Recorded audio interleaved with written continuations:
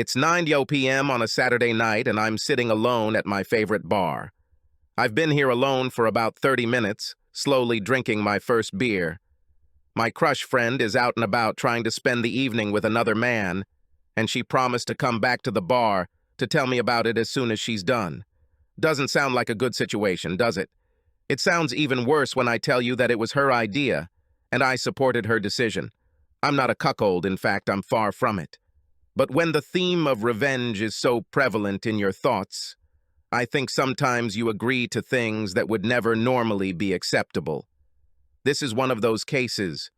I know it's a little confusing, so in order to tell this story, I think I need to go back to the beginning so you can see the whole picture and understand why this needs to play out the way we planned. It started out as a true love story, but you will see before I finish that apparently there was only one in love, and that one was me. My name is Ken Singleton, and I'm probably the most average guy you'll ever meet. I grew up in a small rural town a few miles outside of Omaha, close enough to enjoy everything a big city has to offer, but far enough away to maintain a simple lifestyle.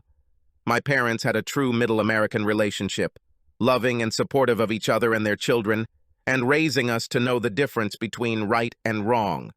They followed us at every school event we participated in and encouraged us to be strong in pursuing what we want, but not in the sense that we would hurt other people in doing so.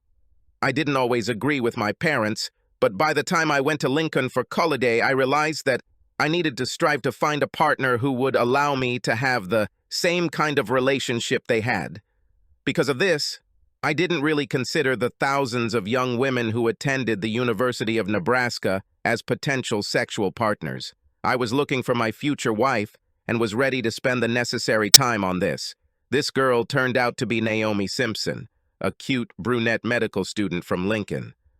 I've said before that I was an average guy, but when Naomi and I started dating, I definitely stepped above my class. She was beautiful in my eyes, just a couple of inches shorter than my 5'10" height, with beautiful green eyes and dimples when she smiled. She carried a little extra weight, but it was well distributed, giving her what seemed to be soft curves in the right places. We shared an elementary language class, and the professor was so thorough that we sat in alphabetical order from day one, which meant Simpson sat to the left of Singleton. That first greeting when she sat down next to me is still deeply etched in my heart. I had a huge crush on her, so when I asked her to join me at the student union for a soda after class, I was thrilled when she said yes. This was the beginning of a courtship that would continue throughout college. We agreed to postpone the wedding until after graduation, but in fact we were a couple throughout, even moving into the same apartment at the beginning of our third year. We got married in her family's large church in Lincoln, which was only 90 miles from where I grew up, so I had good support from family and friends. After our honeymoon, we lived in Omaha, where she got a job as an emergency room nurse and I got a job as a civil engineer for a local company. Since she was a new employee, Naomi started working the night shift, which meant I slept alone 3 or 4 nights a week, but we more than made up for it on the nights we were home together. It seemed like I had married the perfect partner, just as I had originally planned. Due to the difference in our shifts, we decided to delay having kids for a while, which allowed us to build up some savings for when one of us decided to stay home and raise them.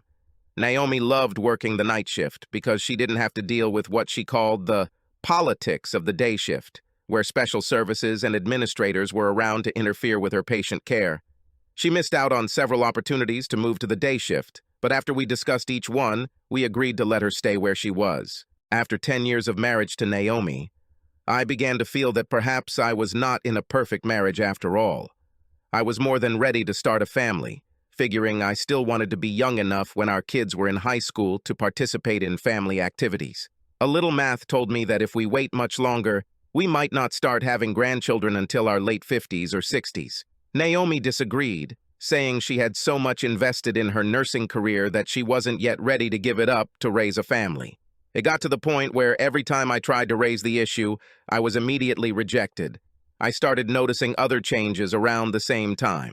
When I came home from work on the evenings when she had to go to her shift, We usually had 30 minutes to see each other, and although this was not enough for meaningful sex, we could become quite intimate, using it to last before her weekend. By this time, those 30 minutes had dwindled to the point where she didn't want me to bother her while she was getting ready to go to work. Our intimate time together now amounted to a quick kiss on the cheek as she walked out the door.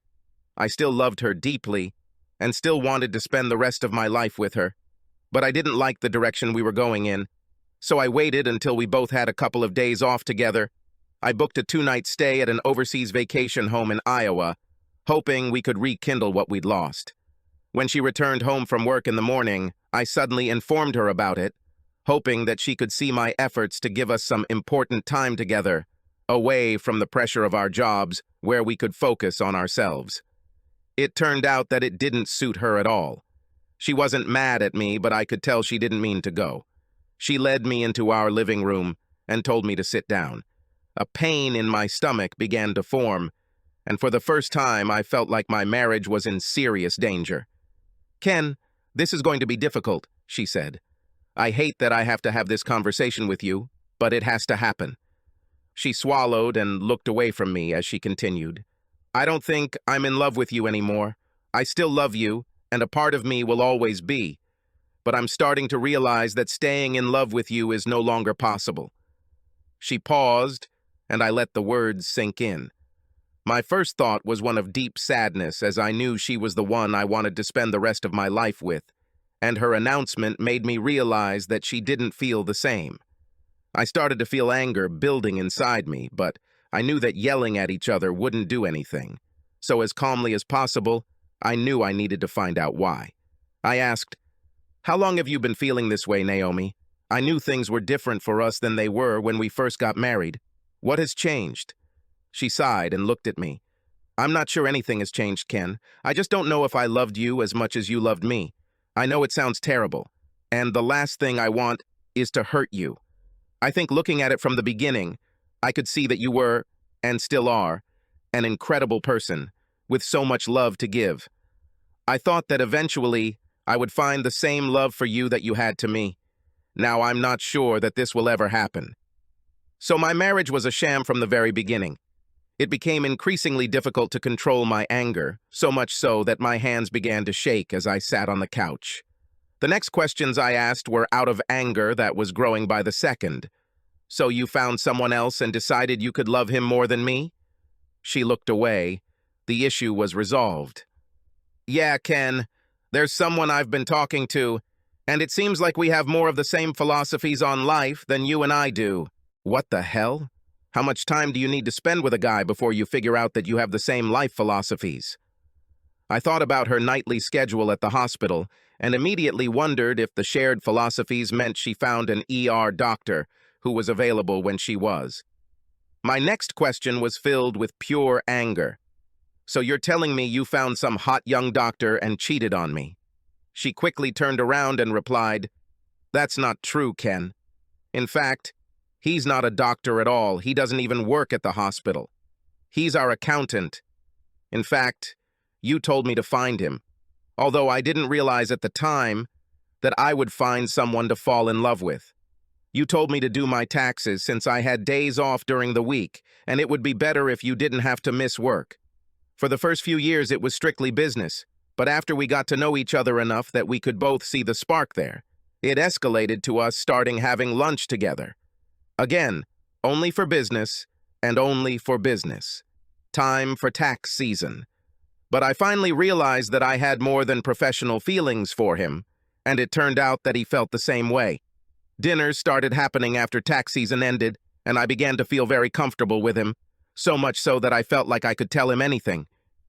By this time, we both had tears in our eyes, and I could tell that her decision had been made a long time ago, which made me even sadder. With the last bit of anger in me, I forcefully asked another question. "Is he better in bed than me?" She sobbed and shook her head in denial. "Ken, please. I haven't slept with him yet. This isn't about sex at all. Believe it or not, I still love you enough that I didn't want to hurt you by having sex with him while you and I are still together. Enough already. It's hard to see how much pain I cause you. Adding this would be even more cruel. At this point, I was speechless with anger, concentrating instead on the pain she mentioned, so I didn't know whether I believed her or not. The pain I felt was the worst of my life, but I knew I had to do something. Would it be good for me if I begged her to change her mind? I didn't think so, but I had to try.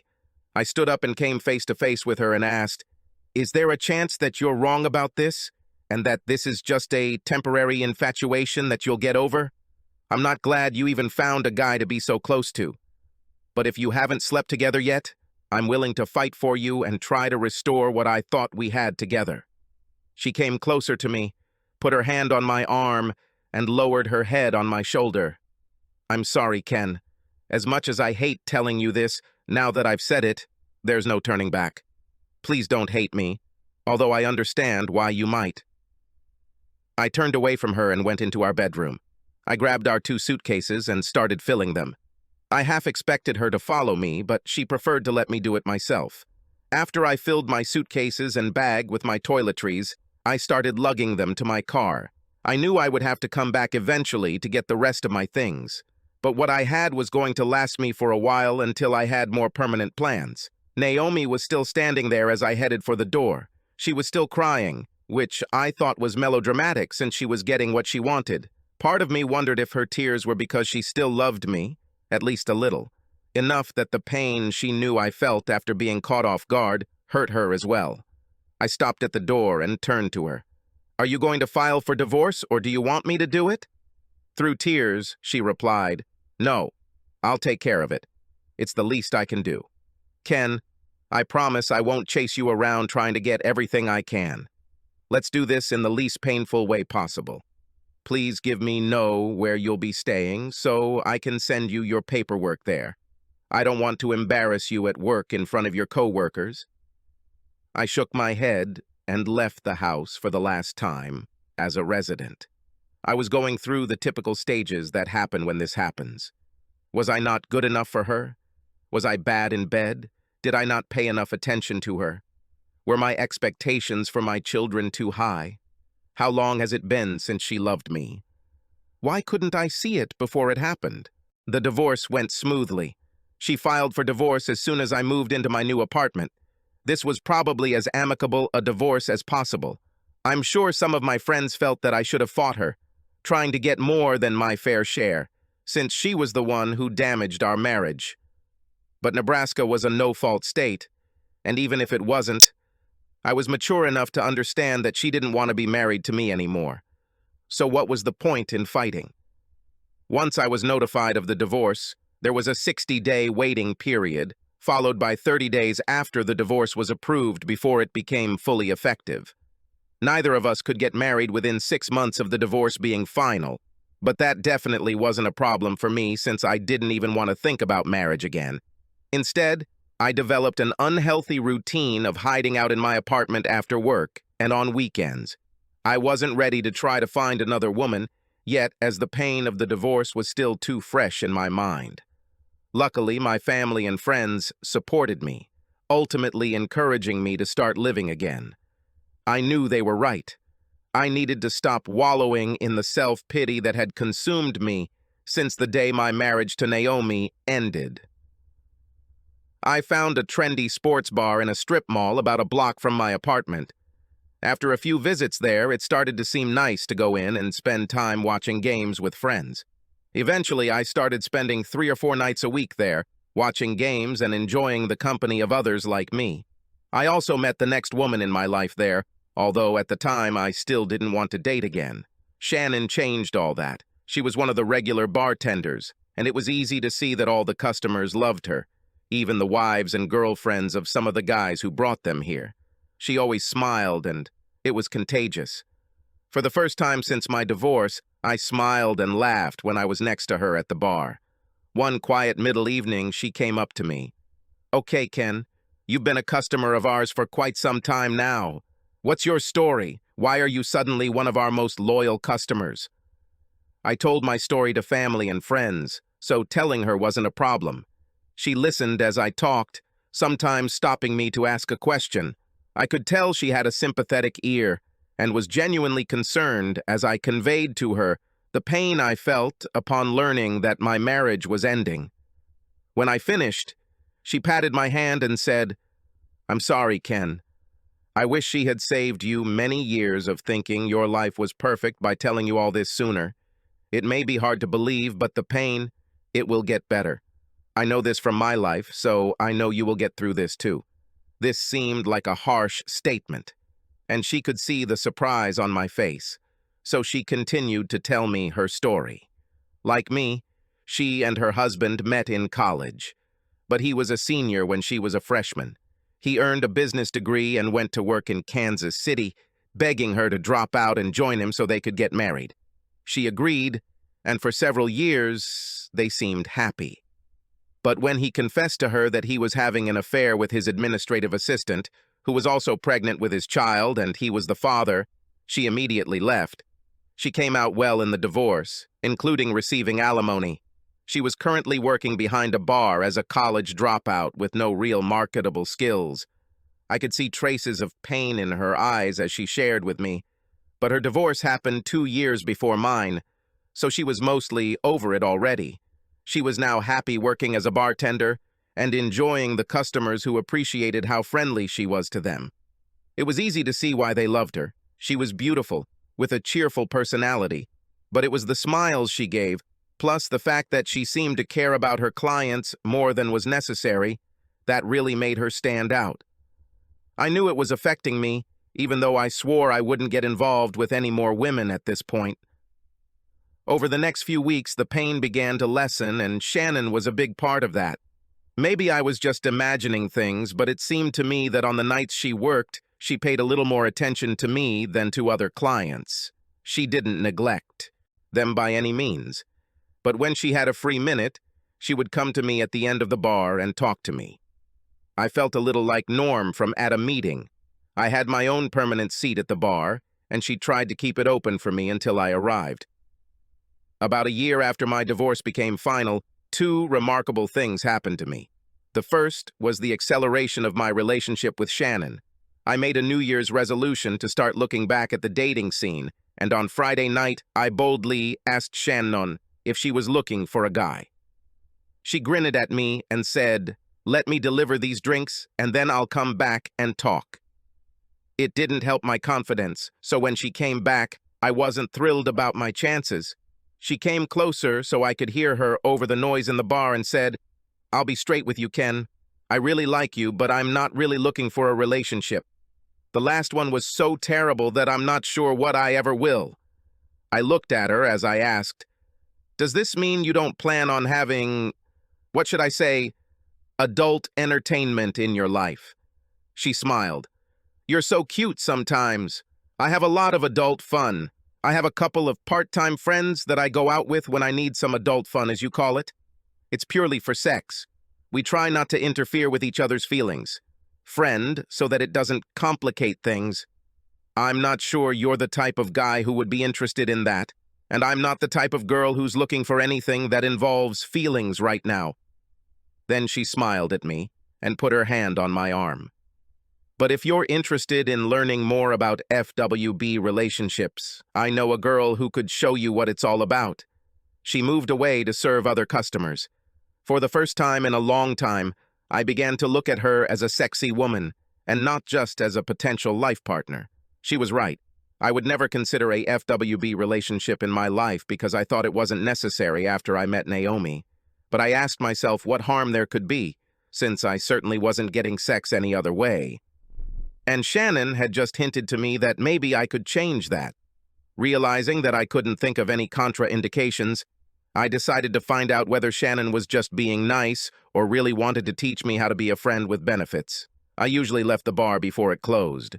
But since it was Friday and I didn't have to go to work the next day, I decided to stay until closing so we could talk in private.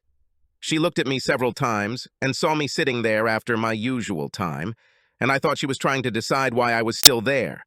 About 15 minutes before closing, I caught her eye again, and suddenly a huge smile appeared on her face. She came straight to me and asked, "Are you still here because you want to know what a FWB relationship is?" I smiled shyly and whispered, "Maybe."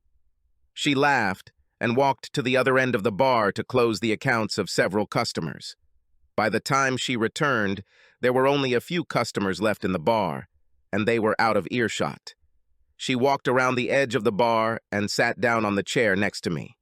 Here are the rules. We go to your place or to my place, I don't care. We have sex, and then spend the night together or not. I don't care. We're not mutually exclusive, which means we can both have sex with other people, but we don't share the details of this other relationship. The only really important rule I have is that we shouldn't fall in love with each other. I'm willing to try this with you because, frankly, I know you've been it wasn't, and I have a feeling you'll be pretty good once you let out your pent-up feelings. But since you haven't done this before, we'll need to talk after we're done to see if you can play by the rules. Think about it while I kick these last clients out, and tell me if you agree. It didn't take me long to think things through. By the time she returned after locking the door, I was completely interested. I nodded yes to her, and she came to me and hugged me, followed by a kiss. As soon as her tongue began to wrestle with mine, I became completely aroused. We finally stopped, and she looked at me and said, "It was a test, and you did great. Where do we go? My apartment is just a block away, and it's clean, with a bed big enough for both of us. If you stay the night, I'll take you back to your car in the morning." Shannon didn't say anything. She grabbed my hand and pulled me towards the door. Making sure it was closed as we left, she turned to me, and now it was my turn to lead. We quickly walked to my apartment. At first I thought I would be a little nervous since it had been over a year since I had been doing this. But our second kiss, as soon as we walked into my apartment, did wonders to calm my fears. By the time we reached my bedroom, we left a trail of clothes on the floor, and I couldn't help but smile, seeing this beautiful woman standing naked in front of me. We had sex twice that night before we fell asleep. She was insatiable in bed, and the only thought that crossed my mind as I cooked her breakfast while she took a shower was how stupid her husband must have been to cheat on her. But I didn't care because his loss was my gain. We talked while we ate breakfast together. She asked, "So, how was your first FWB experience? Do you think it's something you'd like to continue?" I laughed back at her and said, "Yeah, that was pretty good. I think it was good enough that I wanted to do it again. It was good to see that I hadn't forgotten anything." She playfully slapped me on the arm and retorted, "What are you talking about? It was pretty damn great, and probably thanks to my incredible abilities. But now it's time to be honest. I know you're the guy who's only had sex since his freshman year of college. Out of affection. Do you think you can fully accept the idea of sex for pleasure and not seek a deeper relationship with me?" I didn't feel like I could answer this question because I didn't have time to think about it. So I said, "Let's put it that way. When can we do it again? Sex is still so much better when you have someone doing it with you." I discovered over the next few weeks that I could have sex without a relationship, or at least I fooled myself into thinking that. Shannon was an amazing woman, and what made me think that I might not be ready for casual sex was the fact that I enjoyed spending time with her at the bar almost as much as when we had sex, which, for me, was a sign of a relationship deeper than just sex. But I wasn't ready to give up sex, because it was always just as good, if not better, than that very first time in my apartment. The second unusual event came as a complete shock. I was sitting at a bar one evening when someone put their hand on my shoulder. I turned around and saw a woman whose face seemed familiar, but I could not immediately remember where I had seen her. She smiled at me and said, "Aren't you Ken Singleton?" I replied, "Yes, and you are familiar to me, but sorry, I don't remember your name." She put her hand on my arm and said, "I'm Anita Peterson. I'm a nurse in the emergency room with your wife. Well, now ex-wife. We met a couple of times at department Christmas parties." I remembered these parties. She was always very friendly to me, perhaps even friendlier than usual, but I never really thought about it. I just thought she was too friendly a person in general. She continued, "I was sorry to hear about your separation and divorce. I was hoping it wouldn't happen to you two, as you seemed like a great couple. But I think I've read in the past that couples in open marriages have a higher rate divorce rates than monogamous couples, and apparently you fit into this statistic." "Open marriage? Where did she get this from? I didn't want to seem helpless, but I needed to know more, so I approached my answer with caution. Yeah, well, that's the risk you're taking, I guess. It was good, but it couldn't last forever. Did she ever tell you much about our relationship? Anita smiled back. She talked about it a lot. I didn't understand how she could let you have women sleeping over while she was at work. But it made sense, especially after you told her that there might be a doctor or technician working at night that she might find interesting during her break. Every time I saw her go into the duty room with the night shift doctor, I thought about you, wondering if you had someone in bed that night. This dirty, lying, cheating bitch. So she cheated on me behind my back. Hell, maybe not just one, but several, and I didn't even suspect it. Any love I still had for her had just disappeared. Suddenly I was angry at myself for letting her leave me peacefully when I didn't even know at the time that she had already cheated on me. Now I suspected that she had sex with the guy she ended up leaving me with, but it didn't matter because the hatred I felt was already strong. I tried not to show my feelings to Anita, but I quickly saw an opportunity to get maybe a little revenge back. So, when you thought about me, it was thinking about whether you wanted to spend the night with me. She blushed and quietly replied, Maybe. She always said you were a great guy, and I saw that too. Especially since you agreed so she could have a little fun while you were away. I'd like to have a little fun with her too. You. It was a new dynamic, but the first thing I knew was that while she was wrong to think I was in an open marriage, I wouldn't do anything with her if she wasn't. So I asked, What about you, Anita? Are you married or in a relationship now? She nodded her head in response. No, I'm still looking for the one. This was what I needed to hear. Anita was a cute little blonde, something I had never experienced before. Maybe I was going to have my first one. I smiled at her and said, Well, Anita, please don't feel pressured, but I'm not beholden to anyone yet either.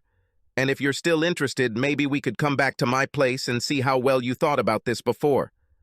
Her smile turned into a huge grin as she replied, Oh, that sounds great. I came with friends, but I'm sure they won't mind if you take me home.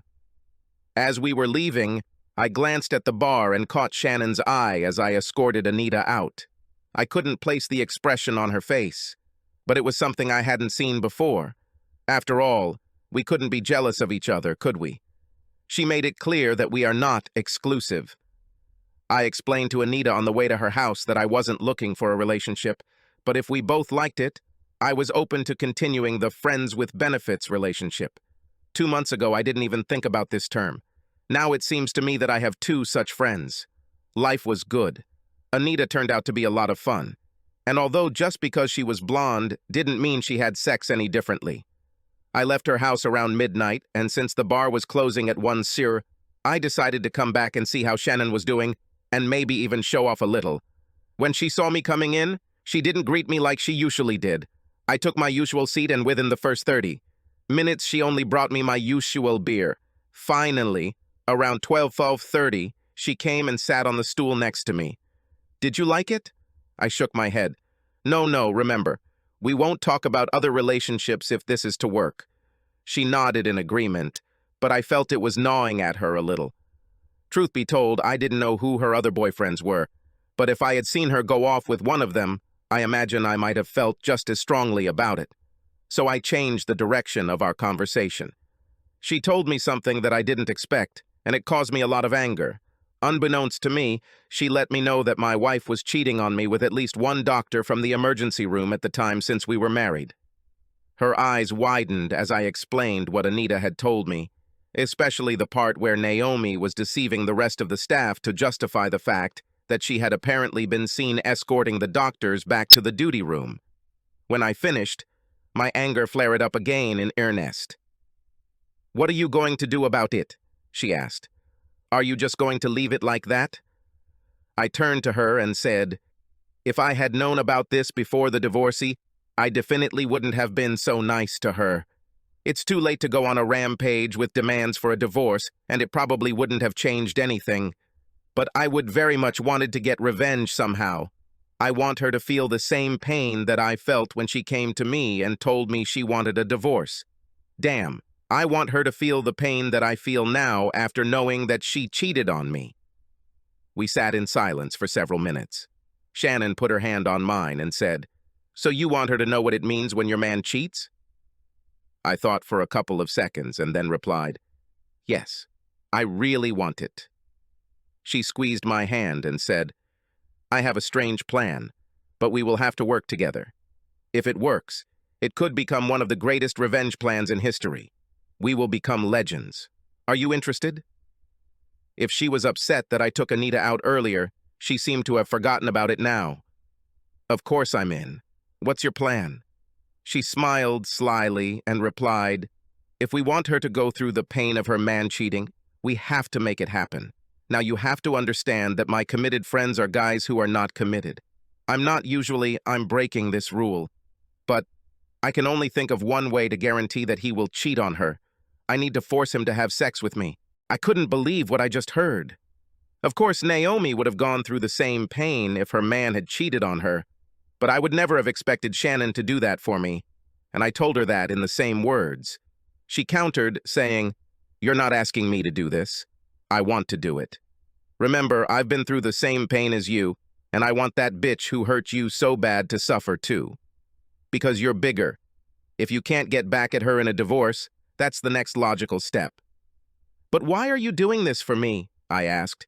"Why would you let a strange man fuck you so I can get revenge on my ex?" She sighed and said, "The truth is, I like you, Ken Singleton. I want this to happen for your sake. I'll just treat him like a disposable friend by agreement. I stress, just this one time.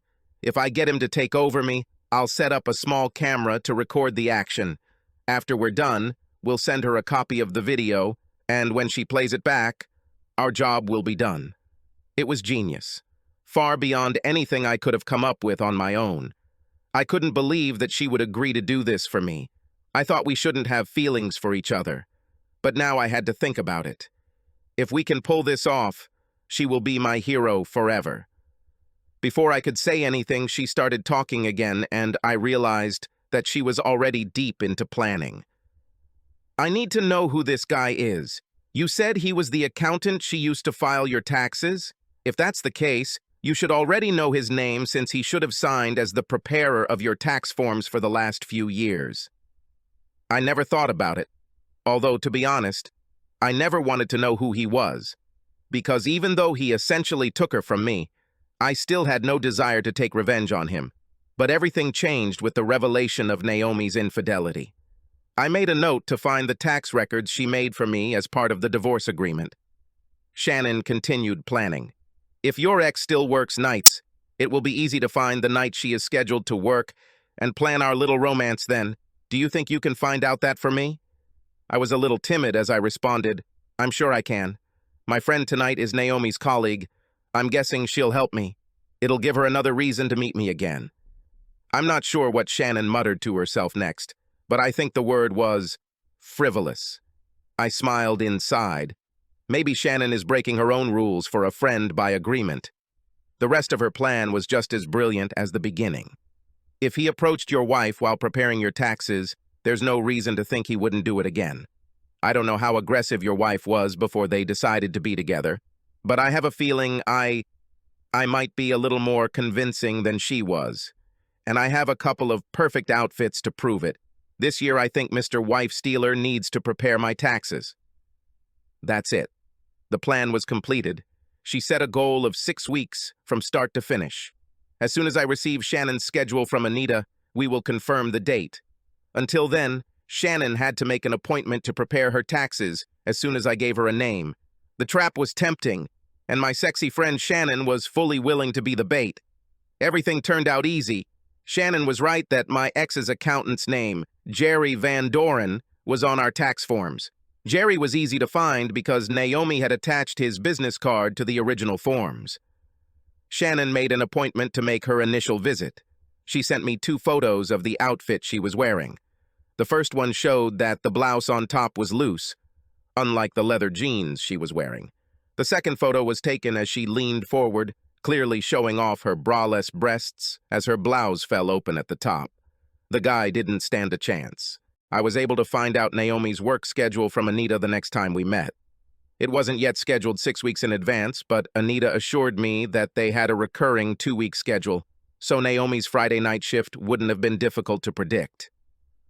Armed with this information, Shannon began her attack on Jerry, her new accountant. She reported the great success of her first visit, smilingly telling me how Jerry seemed to have great difficulty taking his eyes off her breasts. The plan was going well. Anita confirmed that the Friday we chose for the finale was indeed the night Naomi worked. Shannon pressed Jerry, and although he had completed her taxes last week, she convinced him that she was now so deeply in love with him that she wanted to continue their relationship by inviting him to her home for dinner and a movie on Friday, which we'd chosen. He was very happy to agree. So this Friday has come. You have caught up with the plot, up to this point. As soon as Jerry left Shannon's apartment, she promised to come to the bar and tell me about the ending. I had mixed feelings. I was glad that the plan worked so well, and it seemed like we were going to get the revenge we were looking for against Naomi. But it meant Shannon was having sex with another man, and despite warnings about not getting too attached to her, spending time creating and executing our plan made me realize just how special she was. What she did for me was also pretty special, so I wondered if she developed feelings for me along the way. She arrived around 11:30, walked slowly, and she didn't look too happy. I couldn't read her body language or facial expression to tell if she had succeeded, but I was concerned. She didn't look like a woman who had just completed a 6-week goal. She sat down next to me, and the bartender brought her a beer. I watched as she drank almost half of it before putting it on the table. She looked at me with the most serious look I've ever seen on her. I was dying to know the answer, but the longer she was silent, the more worried I became. Finally, she broke the silence. "It's all done. I had sex with that disgusting bastard, and his face is clearly visible almost everywhere on the video. There is no doubt that your ex's boyfriend is now a cheater too."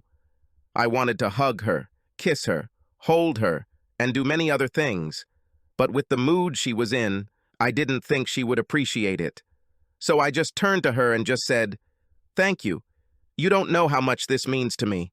Once we get her the proof, it'll be game over and we can put this behind us. If ever I can something to do for you, I definitely owe it to you." I put my hand on her leg and left it there. We sat in silence for a few minutes while she finished her beer. She put the mug down on the bar and turned to me. "There's something you can do right now. I know you're not a cuckold and would never do that. But I need you to take me to your house right now and have sex with me. You owe me. I can't figure out what your ex saw in him. He's a disgusting pig. The last thing in me was that bastard, and I need you to change it, and it's going to take all night. You're not getting his leftovers. I made that bastard wear condom. Who am I to object?" I paid our bill, and then we walked hand in hand to my apartment. I don't know if we managed to win her back overnight, but we did it until the morning. For some reason, it didn't bother me that she had just had sex with another man a little over an hour ago. All I knew was that she had done more for me than I could have ever expected of her, and if I had to spend the rest of my life showing her my appreciation, it would be the least I could do. We sent the full, unedited version of Shannon's date with Jerry Van Doren in an anonymous package to Naomi. Although his face was clearly visible in the video, Shannon wasn't too concerned that her face might be recognized too. We both thought that Naomi was unlikely to post the video on an adult site or any social network, since it didn't seem like her style. Of course, being a scoundrel and a cheater didn't seem to be her style either, but I discovered that I was wrong about that. I expected Naomi to contact me, and I was right.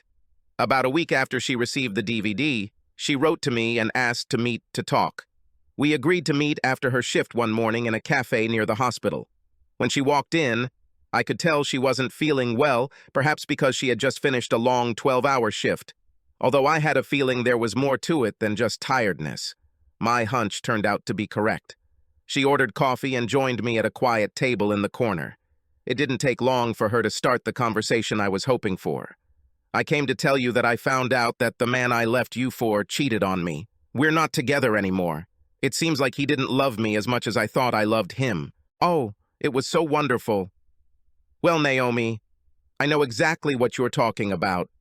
This situation sounds very familiar to me, and it sucks when you find out that your partner has been deceiving you all this time, making you believe something that really isn't true. Did not have. Her face turned gloomy when she realized what I was saying. I guess I deserved it. I know you won't believe me, but I really loved you, Ken. I still do because you were the perfect husband, and I was blinded by that narcissistic behavior of yours. How good you were to me. I thought I could find someone better. It must have been terribly unfortunate. God, how I enjoyed this. Hearing those words from her mouth after what she did to me was a complete pleasure. However, she still hasn't admitted that she had affairs at work while we were married. I needed her to know that I now knew about these connections, but I had not yet figured out how to introduce it into the conversation. When I didn't answer her, she sat there looking at me. Finally, she said, "I'm sorry, Ken. I came to apologize and also to see if you still have feelings for me. I've learned my lesson, and I know that I definitely don't deserve another chance with you, but I'd accept it in a minute if you offered it." This was the moment I had been waiting for. No, Naomi, it won't work. I still had these feelings for a while after our divorce, but the events that came to light have completely erased those feelings. I've moved on and I have no intention of going back. In fact, I have a couple of friends who people I enjoy spending time with. I think you know one of them pretty well. She looked at me in surprise and I could see questions popping up in her mind, but I didn't give her a chance to ask them. This Anita Peterson is a real beauty. I always wondered what it would be like to be with a petite blonde, and now I know. It's incredible. And it turns out that she always wanted to be with me, since we had an open marriage, and there were women who slept with me in my own bed while you had sex with the doctors in the duty room. All color immediately left Naomi's face, so I continued. You pathetic, worthless bitch. Not only did you break our marriage vows by having sex with other men, but you also deceived your colleagues to make it appear that everything was fine. But when the man you left me for gets caught cheating, you have the audacity to come back to me, ask for another chance. Is it so you can go back to having sex with doctors in the hospital, while you keep me like a happy, unknown cuckold, so you can fill yourself with other men? Well, fuck you. Naomi, if I never saw you again, it still wouldn't make up for the pain you caused me. But it's a damn good start. I stood up, threw $20 on the table, and walked out into the brilliant Omaha morning. The final element of revenge was put into place.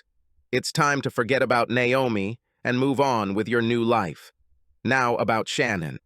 That night we had sex after she turned Jerry Van Doren into a traitor changed something between us. Lying together after our first round, I realized how much she loved me, having sex with a man just for me, a man who would otherwise not be able to approach her because of the standards she set for men. And because of this, I now saw how much I loved her for doing this, for me, so that I could get the revenge I wanted on my ex-wife. At that moment, Anita Peterson and any other possible friends by agreement were forgotten. I was ready to hug Shannon and hold on to her as long as she would let me. I knew you were the only one getting special treatment. I hoped she realized I was joking. She showed me she understood when she replied, "Don't worry about it, Ken. I've never met anyone who can fill out a long form the way you do." She rolled on top of me and climbed on top. The first time we made love as lovers, not as agreed-upon friends. This might be the first time, but it certainly won't be the last. It turned out that there was another element of revenge that we did not foresee. A few years later, after successfully completing a revenge plan, Shannon and I went out dancing, something we did often, and on the way home, a drunk driver ran a red light and crashed into our car on my side. The airbags deployed and saved me from serious injury, but I was so shaken that standard procedure involved a trip to the hospital by ambulance. Shannon stayed with the car after being assured that the police would take her to the hospital emergency room as soon as they were done with her. I didn't even think about it until I saw where they took me. Sure enough, as soon as the ambulance arrived at the emergency room and the back doors opened, I saw my ex-wife in her medical uniform. It turns out that I became her patient for a while. The shock on her face told me that she still had feelings for me, even though it was unrequited. The paramedics updated her on my case. As soon as they left, she looked at me and, without greeting, asked, "Do I need to call another nurse to take care of you? Anita is not working tonight, but we have other nurses who could take care of you." I shook my head in denial. "Naomi, I know you're a good nurse, and that's what I need right now. Anita and I just had a good time together, that's all it was. I trust you to take good care of me." I seemed to be fine, but they wanted to keep me here for a few hours to monitor my vital signs to make sure. Naomi was in the room when Shannon entered. She rushed to the bed and gave me a quick kiss before looking up and seeing that we weren't alone. "Shannon, this is Naomi, my nurse and ex-wife. Naomi, this is my girlfriend, Shannon." They shook hands and Naomi said, "Nice to meet you, Shannon." Shannon smiled and replied, "You're welcome too. Please take good care of my Ken." Wow. Shannon added a little edge to the conversation, claiming me as one of her own, and I definitely didn't mind. But I kept noticing that Naomi was looking at Shannon with a thoughtful look. It didn't go away, and finally it must have become too much for her. She looked back at Shannon and said, "You look familiar. Have we met somewhere?" I held my breath as Shannon replied, "I don't think so. I was in an independent film made here in Omaha a couple of years ago, but I don't think it was widely released. You may have seen it." Naomi shook her head and said, "No, I don't think I remember anything like that." She left the room and headed towards the nurse's desk. I was able to breathe again and looked at Shannon, who was smiling from ear to ear. She laughed as she kissed me and said, maybe a must was to ask if she wanted a copy. God, how I love this woman. Subscribe to our channel so that your second chaff doesn't cheat on you, and go ahead and listen to the next story, because this story is nothing compared to the next one. If you're under 18, don't even think about listening to the next one.